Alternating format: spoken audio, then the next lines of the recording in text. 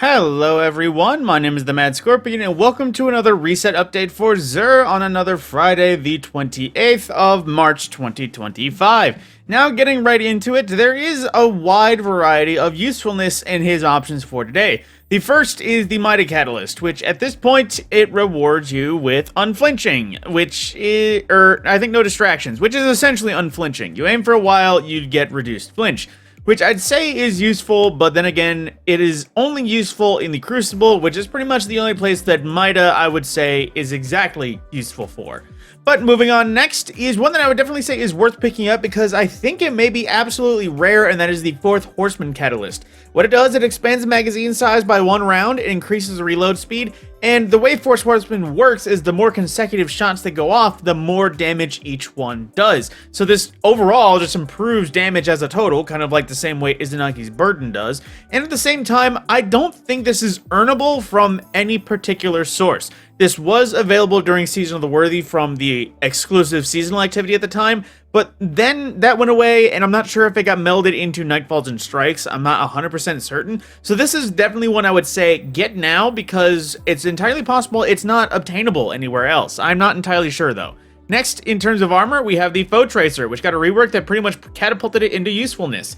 Now, marks a powerful combatant when you damage a powerful combatant with an ability. It also... hang on, let me start from the beginning. Damaging a powerful combatant or guardian with an ability temporarily increases weapon damage that match that ability's damage type.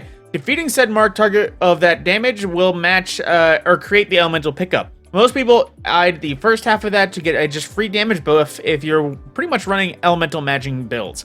It's pretty much top tier. Then next is Antaeus Wards, which this one I would say definitely is more Crucible focused. While sliding with full class ability energy, you gain a frontal shield that reflects incoming damage. After reflecting damage, your class energy is depleted based on the amount of damage reflected. This is kind of like the idea of, initially it was really useful because you just spam, slide, and reflect rounds, but this is kind of only useful for the half second of extra defense you get when sliding in the Crucible. And speaking of Crucible only, there is then Transversive Step, which people use pretty much to be a speedrunner when it comes to PvE stuff on Warlocks, but essentially your sprint speed is increased, and after a short time sprinting, your current weapon is automatically reloaded. Quite literally, this sounds useful, but then again, its real showing is either in speedrunning or in the Crucible, but then again, speedrunning is an odd, really good use. Next is our class items that are, of course, farmable in case you're still hunting those majestic rolls of various prismatic combos for each class. In terms of currency, we do have Ascendant Alloy, as well as Enhancement Cores, Glimmer, and Vanguard Engrams. Then moving into the main offers, like I said, a mix of usefulness. We have at the front Hawk Moon with Moving Target, which is one of those good ones for Crucible in case you're ever just still looking for that main god roll Hawk Moon.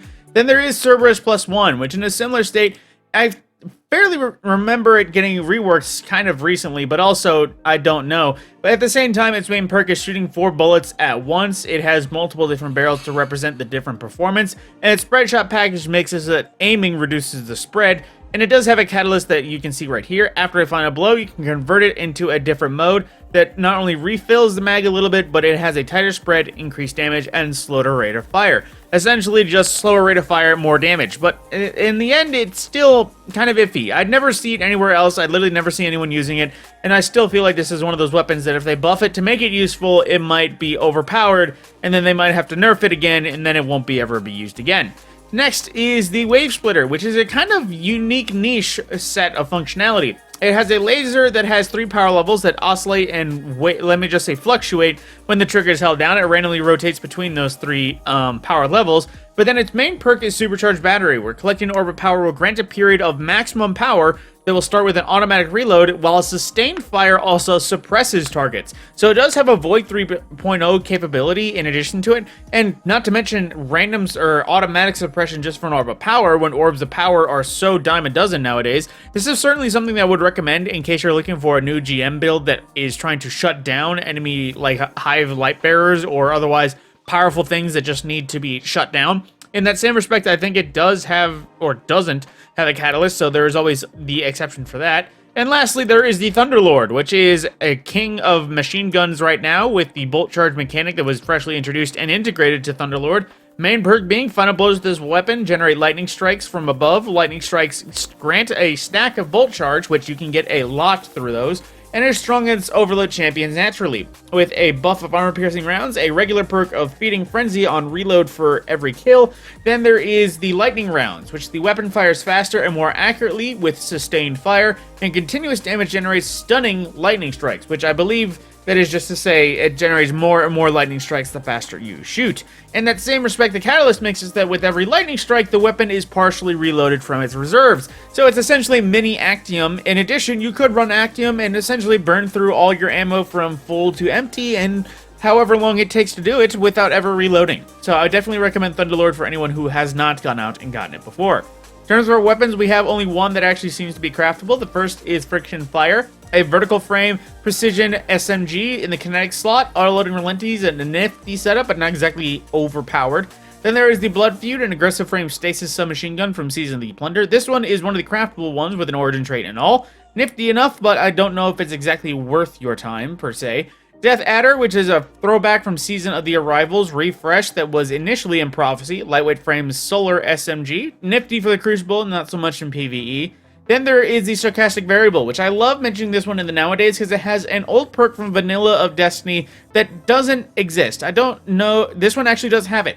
But Phase Mag, just a little bit of a nifty thing. It is a unique perk that increases the damage while lowering the rate of fire. It essentially makes this lightweight frame into a vertical frame SMG, so it's much more controllable, it has a lot more damage per hit, and a little bit less range in exchange. Well, that's only just because of the change of high caliber, but at the same time, it essentially turns a lightweight frame into a vertical frame in terms of performance, while keeping its initial benefits of a lightweight frame. I honestly wish there was more SMGs in the game that did this, and so far, this is the only one that at least seems current, so nifty little fact for you. Then there is the 7th Seraph Saw from Season of the Seraph or Season of the Warmind. I forget what it is officially. Season of the Worthy, which is nifty enough. I kind of wish it got refreshed when it came to the Spire of the Watcher dungeon, but nifty perks, but not exactly anything to keep it current. And then there is the Corsair's Wrath, another similar state where it was early before orgs and traits. It might have been nifty in its time, but otherwise its look is all it's got going for it. And then lastly, the class swords for all characters as usual. Then with our armor, we have the Righteous Plate, the prototype Scene 14 armor way back from Season of the Undying, refreshed with Season of the Lost. And then with that is everything in Xur's inventory for sale today. If you enjoyed, I definitely appreciate a comment down below. Look out for anything that you are essentially...